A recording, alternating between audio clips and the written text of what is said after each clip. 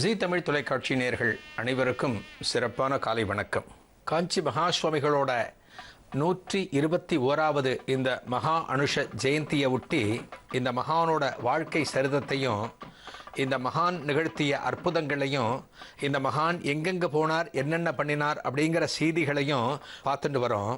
குரவே சர்வலோகானாம் விஷஜே பவரோஹிணாம் நிதயே சர்வ வித்யானாம் தட்சிணாமூர்த்தயே நமः. குருர் பிரம்மா குருர் விஷ்ணு குருர்தேவோ மகேஸ்வரः குரு சாட்சாத் பரபிரம்ம தஸ்மை ஸ்ரீ குரவே நமः.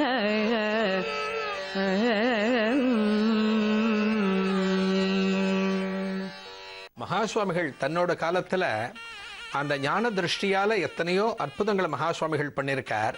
அப்பேற்பட்ட அற்புதங்கள்ல ரொம்ப குறிப்பிட வேண்டிய ஒரு சம்பவம் என்னன்னா, அந்த வடபாம்பலத்துல 58வது பீடாதிபதியாக விளங்கிய ஆத்ம போதேந்திர சரஸ்வதி சுவாமிகள் அந்த இடத்துல தான் சித்தியாயிருக்கார்னு எந்த இடமோ அந்த இடத்தை கண்டுபிடிச்சு சொன்னது ஒரு முக்கியமான சம்பவம். அந்த சம்பவத்தை பத்தி இப்ப நம்ம பார்க்கலாம். பெரியவா தன்னுடைய ஜீவித காலத்தில் தன்னுடைய ஈஸ்வர அம்சம் தெரியாமல் இருக்கணும்னு பண்ண முயற்சி தான் ஜாஸ்தி. இருந்தால் கூட பல சந்தர்ப்பங்களில் அவளுடைய அமானுஷ்யமான விஷயங்கள் வெளியில் வந்திருக்கு. அதில் ஒன்று சொல்லலாம், வடவாம்பலம். 1921 மகாபெரிவா வடவாம்பலத்தில் இருக்கும்பொழுது கிட்டத்தட்ட 1 மாதமோ 2 மாதம் தங்கியிருந்தா. அப்போ இங்கே ஊரில் இருக்கிற பெரியவாளெல்லாம் கூப்பிட்டு, இங்கே ஒரு சன்னியாசி மேடு இருக்கணுமே, உங்களுக்கு தெரியுமா, அது எங்கே இருக்குது அப்படின்னு எல்லாரையும் விசாரிச்சுட்டு இருந்தா. ஏன்னா தான் ஈஸ்வரன் இந்த இடத்துல ஒரு அதிஷ்டானம் இருக்குது, அதை கட்டுங்கன்னு சொன்னோம்னா அது ஒரு விசேஷம் இல்லை. ஏன்னா தான் ஈஸ்வரங்கிறது தெரியக்கூடாதுங்கிறது தான் அவளுடைய முயற்சியே. அதனால் ஊர் மக்கள்லாம் கூப்பிட்டு இந்த இடத்துக்கு வந்து, இங்கே சன்னியாசி மேடு இருந்தது, அங்கே ஒரே புதராக இருந்தது, ஒன்றுமே இல்லை. பெரியவா சொன்னால் இங்கே ஒரு கிணறு இருக்கணுமே அப்படின்னா. பார்த்தோம்னா அந்த புதரெல்லாம் விளக்கிட்டு பார்த்தோம்னா கிணறு இருந்தது ஈசான்யத்தில். பெரியவா வந்து சொன்ன இடத்துல எல்லாரும் அப்புறம் நோண்ட ஆரம்பித்தா. அதை நோண்டும் பொழுது தான் அவளுக்கு தெரிஞ்சுது, உள்ளுக்குள்ளே ஒரு கபாலம் கிடச்சிது. பெரியவா அதை கன்ஃபார்ம் பண்ணி, இதுதான் ஆத்மபோதேந்திரால் 1586லேருந்து 1638 வரைக்கும் அவள் இருந்திருக்க. கிட்டத்தட்ட 52 வருஷங்கள் பீடாதிபதியாக இருந்திருக்கா. இவா வந்து திருவெண்காடு பெரியவா அவளுடைய சிஷ்யா. திருவெண்காடு பெரியவாளுக்கு ரொம்ப பிரீத்தியான இருந்தவா சதாசிவ பிரம்மம், அது எல்லாருக்குமே தெரியும். அவள் வந்து பீடாதிபத்தியத்தெலாம் ஏற்றுக்கலை. அதனால் ஆத்மபோதேந்திரால் வந்து பீடாதிபத்தியத்தை ஏற்றுக்க சொல்லி, இதில் இன்னொரு விசேஷம் என்னென்னா, குரு ரத்ன மாளிகாவை சதாசிவ பிரம்மத்தை எழுத சொன்னதே வடவாம்பலம் பெரியவா தான். அது மூலியமாக தான் காமகோடி பரம்பரையே நமக்கு கிடச்சிருக்கு ஃபுல்லாக. மகாபிரிவாளனுடைய வாழ்க்கையில் பல அற்புதங்கள் நடந்திருக்கு, அமானுஷ்யமான விஷயங்கள் நடந்திருக்கு.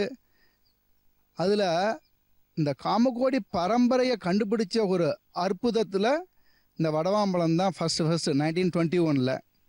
இது ஒரு விசேஷமான வடவாம்பலம் பெரிவாளுடைய அனுகிரகம் இருந்தால் மட்டும்தான் இந்த இடத்துல வந்து அவளை தரிசனம் பண்ண முடியும். இந்த வடவாம்பலங்கிறது பன்ருட்டிலேருந்து விழுப்புரம் போகிற வழியில் இருக்குது.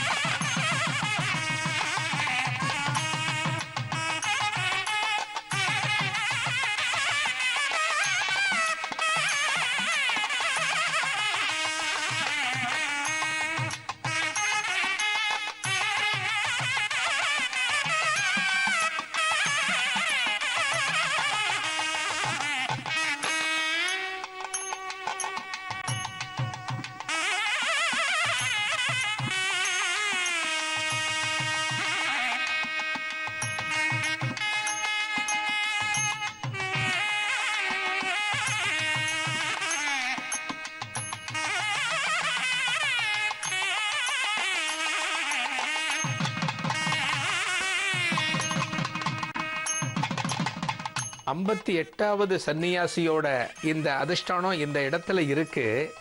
இந்த இடத்துல தான் அவர் ஜீவ சமாதி அடைஞ்சிருக்காருங்கிறத மகாசுவாமிகள் கண்டுபிடிச்சு சொன்னார்ங்கிறது ஒரு பக்கம். இதே போல் நம்ம கும்பகோணம் சங்கர மடத்துக்கு போனால் அந்த இடத்துல 3 பீடாதிபதிகளோட அந்த பிருந்தாவனம் அடுத்தடுத்து இருக்கும். இதையும் மகாசுவாமிகள் தன்னோட காலத்தில் இந்த இடத்துக்கு மடத்துக்கு வந்து பல பக்தர்களும் வணங்கணும், வணங்கி இந்த மகானோட அருளாசி பெறணும் அப்படிங்கிறதுக்காக மகாசுவாமிகள் பண்ணியிருக்கார்.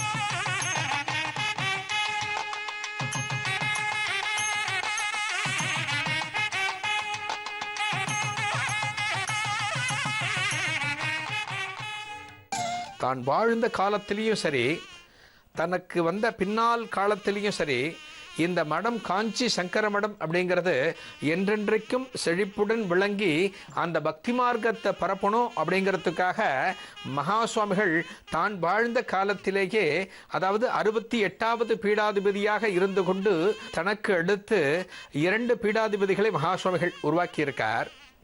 இதில் 69வது பீடாதிபதியாக ஸ்ரீ ஜெயேந்திர சரஸ்வதி சுவாமிகளை நாம் இன்னைக்கு பார்க்குறோம்.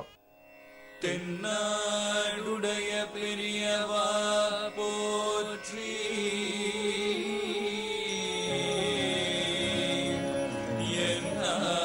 எந்நாட்டவர்க்கும் இறைவா போற்றி,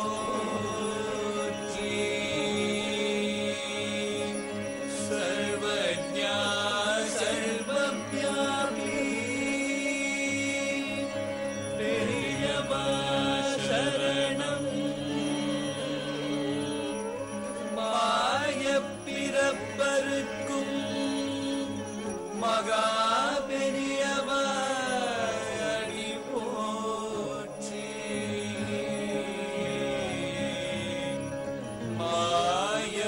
மாயப்பிறப்பருக்கும் மகா பெரியவா அடி போற்றி.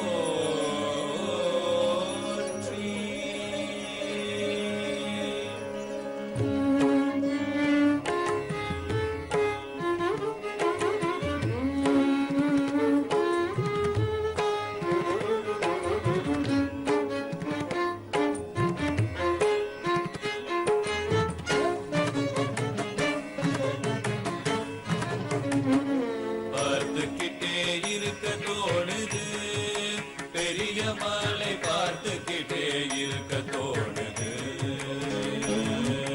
பார்த்துக்கிட்டே இருக்க தோணுது, பெரிய மாலை பார்த்துக்கிட்டே இருக்க தோணுது,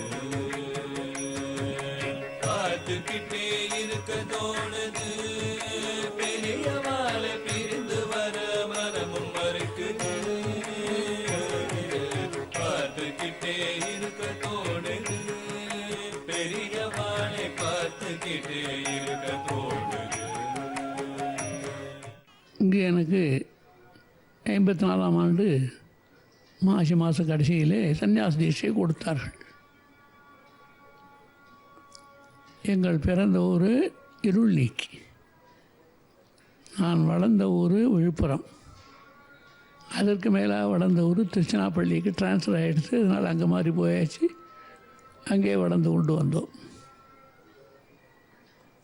அப்படியாக வளர்ந்து வந்து மார்ச் மாத கடைசியிலே ராமநவமிக்கு முன்னாடி சந்நியாசாசிரமம் கொடுத்து சர்வதீர்த்தக்கரையிலே உள்ள மண்டபத்தில் சந்நியாச தீட்சை கொடுத்து அங்கேயே கூடவே வைத்துக்கொண்டு முதல் வருஷ வியாச பூஜை ஓரிருக்கை.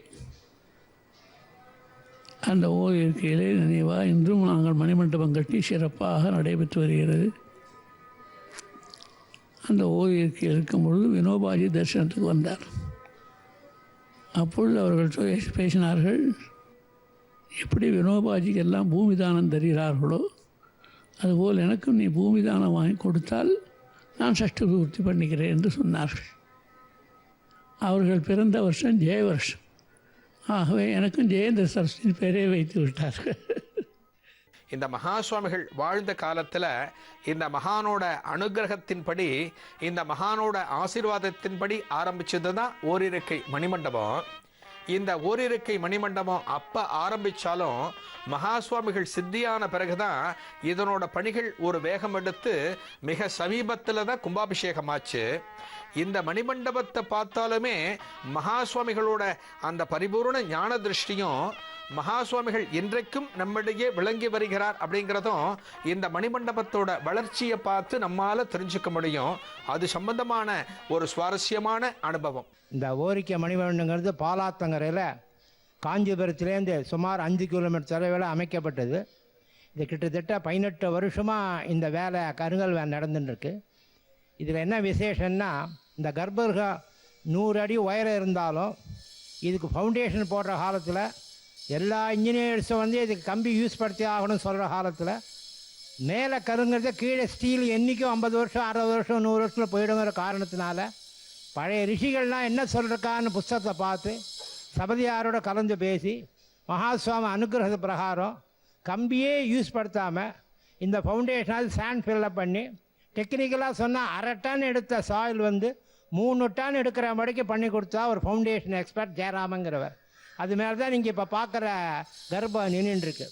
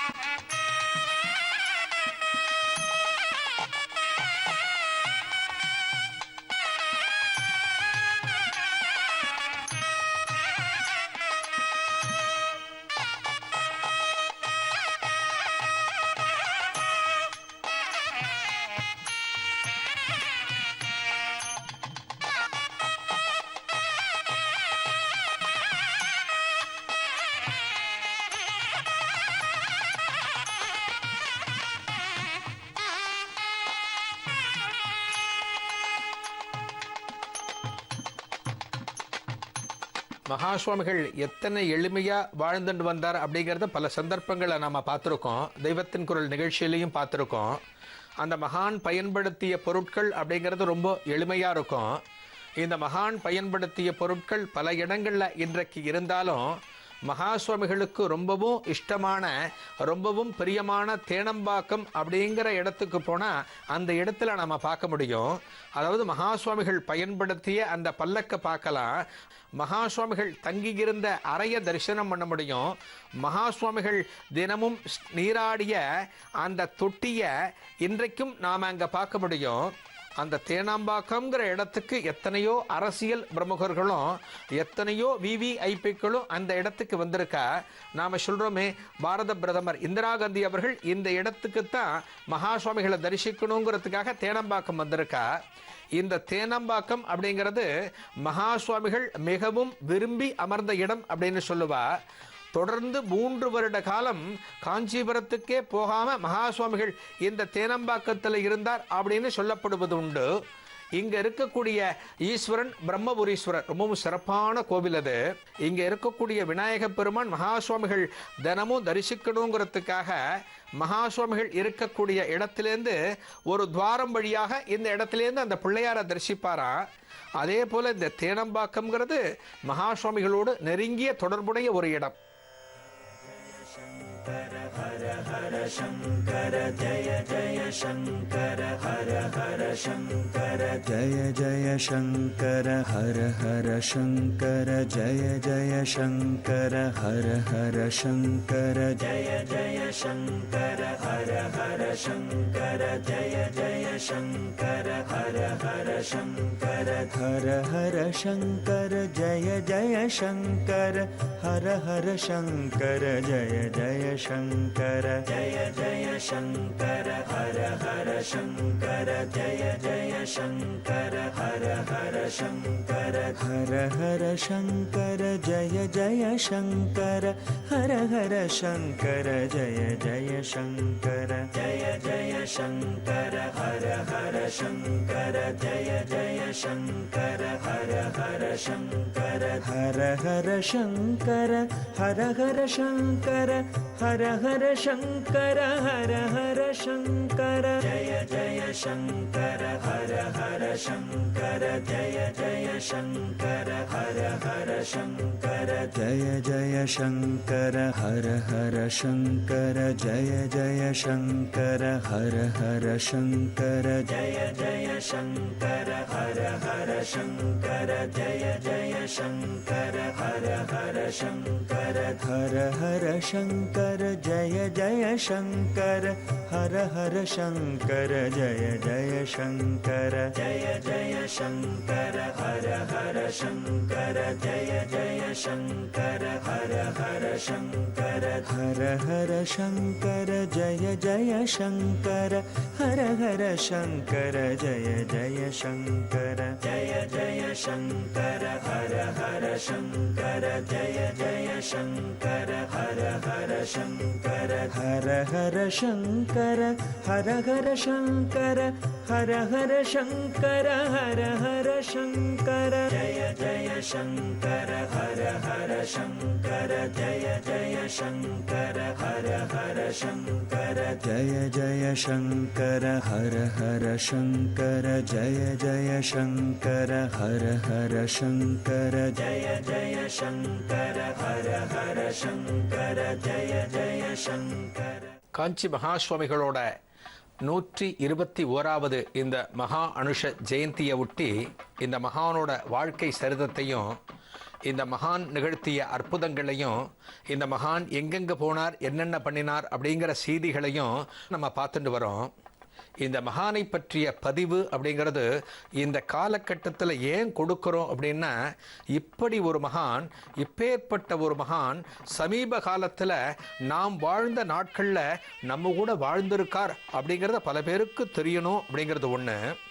இப்படிப்பட்ட மகான் வாழ்ந்து எதற்காக வாழ்ந்தார், எதற்காக இந்த ஜன சமூகத்தை ஒரு நல்ல நிலைக்கு கொண்டு வரணும்னு இந்த மகான் பாடுபட்டாருங்கிறத புரிஞ்சுட்டு நாமளும் நமது வாழ்க்கையில நம்மால் இயன்ற தர்மங்களையும் நம்மால் இயன்ற நற்செயல்களையும் செய்து இந்த சமூகத்துக்கு நாம் பயன்பட்டால் அது மகா சுவாமிகளுக்கு நாம் செலுத்துகிற ஒரு நன்றி. இந்த மகானோட அருள் உலகம் முழுக்க இருக்கக்கூடிய அனைத்து பக்தர்களுக்கும் போய் அந்த மகானோட ஆசீர்வாதத்தினால எல்லாரும் எந்த விதமான குறையும் இல்லாமல் சிறப்பாக வாழணும்னு அந்த மகானை இந்த நேரத்தில் பிரார்த்தித்துக் கொள்கிறோம். அடுத்த நிகழ்ச்சியில் இருந்து தெய்வத்தின் குரல் மகா சுவாமிகளோட அற்புதமான நிகழ்வுகளை வழக்கம் போல அடுத்த நிகழ்ச்சியில் இருந்து பார்க்கலாம். நன்றி, வணக்கம்.